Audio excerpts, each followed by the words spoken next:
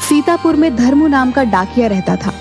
वो बड़ा ही ईमानदार और नेक इंसान था। गांव के सभी लोग उस पर बहुत भरोसा करते थे। गांव के जितने भी लोग थे सब धर्मू डाकिया से ही पत्र भेजते थे, क्योंकि वो समय पर पत्र पहुंचा देता था। अरे धर्मू भैया, कैसे हो? बढ़िया हूँ बहन, आप बताएं कैसी हैं? सब बढ़िया है भैया। आपने मेरे बेटे का पत्र मुझे समय से पहुंचाया था, बड़ी मदद मिली हमें। मेरी बहू को अभी बच्चा हुआ है, उन्हें मेरी जरूरत थी। अगर जल्दी से पत्र नहीं मिलता तो उन्हें बड़ी दिक्कत होती शहर में अकेले बच्चा संभालने में। धन्यवाद आपका। अरे बहन, ये तो मेरा फर्ज था, कोई बात नहीं। इतना कहकर धर्मू वहां से आगे चला जाता है। मीरा दीदी, आओ बाहर आओ, तुम्हारा पत्र ले आया हूँ। लाओ भैया, आपका बहुत बहुत धन्यवाद। मेरे पति इतनी दूर फौज में काम करते हैं, अगर तुम ना होते तो मैं कैसे उन तक अपना पत्र भेजती और कैसे उनके पत्र मुझे मिल पाते। अरे दीदी, यही तो मेरा काम है। जो अपने परिवार से दूर रहे हों उनको पत्र के जरिए मिलाना। धन्यवाद भैया। उसके गांव में एक सुरेश नाम का आदमी रहता था। सुरेश भी धर्मू को जानता था, पर उसने कभी भी किसी को कोई पत्र नहीं भेजा था। एक दिन सुरेश बहुत ही दुखी था, क्योंकि उसकी माँ बहुत बीमार थी और शहर के सरकारी अस्पताल में एडमिट थी। वो बहुत दुखी होकर पेड़ की छांव में अकेला बैठा हुआ था। तभी वहां से धर्मू गुजरा।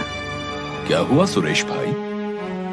कुछ नहीं धर्मू भैया, माँ बहुत बीमार है और शहर में एडमिट है। मेरी बीवी उनके साथ वहीं है। फसल कटने वाली है, इसलिए मैं नहीं जा सकता, वरना इलाज के लिए पैसा कहाँ से आएगा। मैं अपनी माँ के लिए एक पत्र लिखना चाहता हूँ, पर मैं कैसे लिखूं? मुझे लिखना पढ़ना तो आता नहीं है। अरे तो तुम परेशान क्यों हो? मैं हूं ना, मैं तुम्हारी मदद करता हूँ। रुको, मैं अभी वापस आता हूँ और तुम्हारा पत्र लिखवाता हूँ। इतना बोलकर धर्मू वहां से चला गया, क्योंकि उसे एक दो पत्र बहुत जल्दी में पहुंचाने थे। सुरेश वहीं पर बैठकर धर्मू डाकिया का इंतजार कर रहा था। कुछ ही समय में धर्मू वापस आ जाता है। अरे आप आ गए धर्मू भैया? हाँ, चलो अब मिलकर तुम्हारी माँ के लिए पत्र लिखते हैं। सुरेश ने साथ में अपनी माँ के लिए कुछ पैसे भी भेजे। सारा पत्र तो धर्मू डाकिया ने लिखा था, पर पत्र कहाँ भेजना है वो पता सुरेश ने लिखा था। ये लो भाई, तुम्हारा पत्र तैयार है और मैंने पैसे भी रख दिए हैं। 2-3 दिन के अंदर ये तुम्हारी माँ तक पहुंच जाएगा। मैं पूरी कोशिश करूंगा कि उन्हें ये जल्द से जल्द मिल जाए। आपका बहुत बहुत धन्यवाद भैया। फिर सभी अपना अपना काम करने लगे। पत्र को भेजते हुए अब 1 हफ्ता हो गया था। एक दिन अचानक से सुरेश धर्मू के दफ्तर में आता है। वो बहुत गुस्से में लग रहा था। अरे क्या हुआ सुरेश, इतने गुस्से में क्यों हो? धर्मू भैया, मुझे पता चला है कि मेरी माँ का पत्र अभी तक नहीं पहुँच पाया। मुझे आपसे ऐसी उम्मीद नहीं थी। आपने मुझे बेवकूफ बनाया। मैंने आप पर भरोसा करके पैसे दिए थे। आपने मुझे अनपढ़ गरीब के साथ ठीक नहीं किया। ये सुनकर धर्मू डाकिया दंग रह गया। अरे अब नहीं भैया, मैंने ऐसा कुछ भी नहीं किया। आपको कोई गलतफहमी हो रही है। सुरेश धर्मू की आगे की बात सुने बिना ही अपनी आंसुओं को पोंछते हुए वहां से चला गया। अगले दिन गांव के सरपंच सुबह सुबह ही धर्मू डाकिया के घर पहुंच जाते हैं। अरे धर्मू, तुमने क्या किया भाई? हैं? हमारा इतने सालों का भरोसा तुमने तोड़ दिया, वो भी थोड़े से पैसे के लिए। क्या सरपंच जी, आप ऐसा कैसे बोल सकते हैं? ऐसा कुछ भी नहीं हुआ। मैंने तो अपनी तरफ से पत्र आगे पहुंचा दिया था और ये भी कहा था कि इसे जल्दी से जल्दी पहुंचाना है। मैं नहीं समझ पा रहा हूं कि आखिर हुआ क्या। तो फिर सुरेश की माँ का पत्र और पैसे कहाँ गए भैया? हैं? अगर तुमने कुछ नहीं किया तो? मुझे खुद भी नहीं पता कि आखिर हुआ क्या है। आप मुझे एक मौका दीजिए, मैं पता करता हूं कि आखिर हुआ क्या है। हमें कुछ नहीं सुनना है। हाँ बस, तुम्हारी ये गलती माफ नहीं की जा सकती है। तुम्हें अब हम गांव में काम नहीं करने देंगे। हमें अब दूसरा डाकिया चाहिए। धर्मू सरपंच की बात सुनकर एकदम से दंग रह जाता है और कुछ भी नहीं बोल पाता। सरपंच वहां से गुस्से में चले जाते हैं। आप तो जानते हैं ना प्रभु, मैंने ऐसा कुछ नहीं किया। न जाने मैं कैसे साबित करूंगा कि मैंने ये सब नहीं किया है।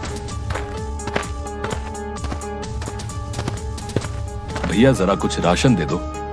अरे जाओ जाओ, हम नहीं देते ऐसे धोखेबाजों को राशन, हमें माफ करो भैया। धर्मू ये बात सुनकर बहुत दुखी होता है। भैया मैं सालों से तुम्हारे यहाँ से ही राशन लेता आया हूँ और आज तुम ऐसा कह रहे हो। अरे सालों से हमें तुम्हारा असली चेहरा भी तो नहीं दिखा था ना भैया।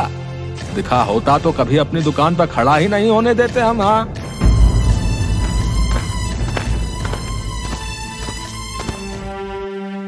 दुकान वाले ने तो कुछ भी राशन नहीं दिया। 2 दिन से काम पे भी नहीं गया हूँ। ऐसा चलता रहा तो भूखा ही मर जाऊंगा मैं। धर्मू बहुत घबरा जाता है। उसे कुछ भी नहीं समझ आता कि वो क्या करे। वो काफी देर तक सोचता रहता है कि ऐसा ना हो कि उसे गांव वाले जाने की धमकी दे दे। अपनी भूख शांत करने के लिए धर्मू पानी पीकर बिस्तर पर लेट जाता है। हे भगवान, ये क्या हो रहा है? अब मैं क्या करूं? दूसरी तरफ सुरेश अपने सारे काम छोड़कर बस अपनी माँ के पत्र के बारे में सोच रहा था। न जाने माँ कैसी होगी, मेरी बीवी सब कैसे संभाल रही होगी। हमारे पास सब पैसे भी खत्म हो गए हैं। अब मैं क्या करूं? अब अरे तुम परेशान क्यों हो रहे हो? हम तुम्हारी मदद कर रहे हैं ना। कुछ वक्त लग सकता है पर हम तुम्हारा पत्र और पैसा ढूंढ निकालेंगे भाई। इसी तरह 2 दिन बीत गए। कोई उससे पहले की तरह बात नहीं करता था, मगर उसने अपने स्वाभिमान और सच्चाई के आगे हार नहीं मानी थी। वो हर रोज काम के लिए निकल रहा था। शीला बहन, लाओ, तुम्हें अपने बेटे को पत्र पहुंचाना होगा ना। नहीं बाबा, रहने दो। भगवान जाने पत्र पहुँचे कि नहीं। बहन तुमने भी मुझे ऐसी खरी खोटी सुना दी। अब तुम किसी गरीब का पैसा ऐसे मार के बैठोगे तो हम तुम्हारी आरती थोड़ी ना उतारेंगे। धर्मू अब तक सब कुछ चुपचाप सह रहा था, मगर शीला की ये कड़वी बातें उसके दिल पर लग गई। ठीक है बहन, मेरी ही कुछ भूल रही होगी। चलता हूँ। हाँ हाँ, जाओ जाओ। तुम्हारे जैसे चोर उचक्कों को यहाँ रोका भी किसने है? आए बड़े संत कहीं के। 2 दिन बीत गए और धर्मू डाकिया अपने घर से बाहर भी नहीं निकला। सरपंच हमेशा की तरह सुबह सुबह पंचायत में बैठे थे।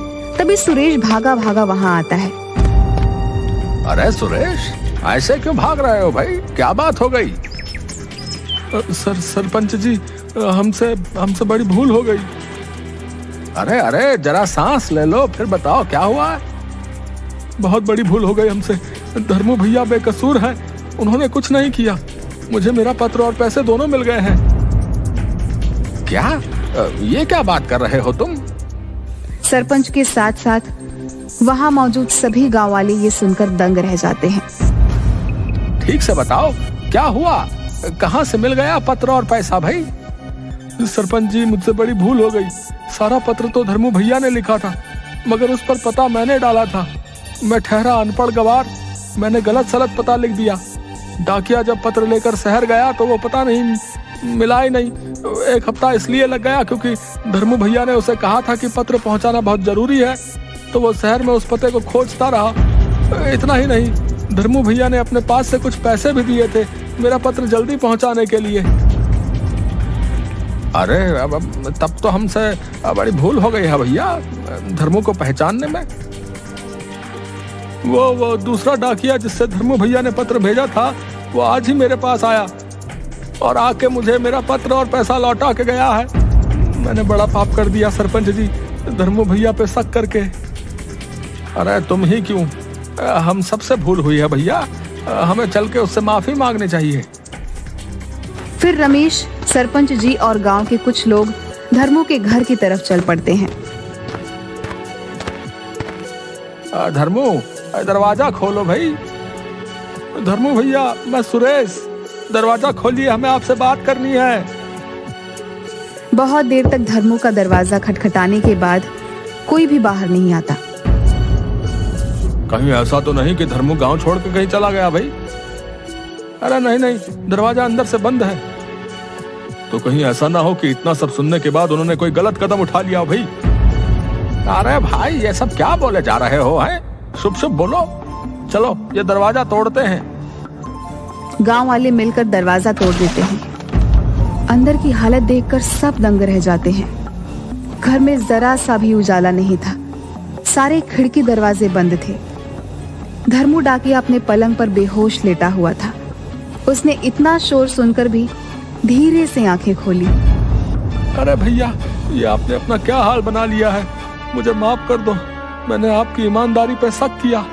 आप सही थे, भूल मुझसे हुई। मुझे मेरे पत्र और पैसे वापस मिल गए। अच्छा हुआ भैया। अब माँ कैसी है? धर्मू की बात सुनकर सुरेश की आंखों में आंसू आ गए। उसने धर्मू की हथेली पकड़ ली और माफी मांगने लगा। धर्मू, तुमने अपना ये क्या हाल कर लिया है भाई?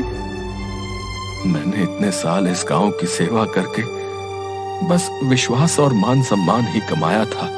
मैं उसे ऐसे टूटा हुआ देखकर खुद भी टूट गया, इसलिए मेरी ये हालत हो गई। अब हम सबको माफ कर दो धर्मू। हमें तुम्हारे साथ ऐसा व्यवहार नहीं करना चाहिए था। हमसे भूल हो गई भाई। कोई बात नहीं, मैंने आप सबको माफ कर दिया है। आप परेशान ना हो। और हाँ, मेरा एक काम जरा जल्दी से कर दो। अब कौन सा काम? मीरा दीदी है ना, जिनके पति फौज में है। देखो, मैंने उधर उनके पति के नाम से एक पत्र लिख के रखा है, जरा उन तक पहुंचा दो। सब लोग धर्मू की बात सुनकर हैरान हो जाते हैं। तुम उनके पति के नाम से पत्र लिखकर क्यों भेजते हो?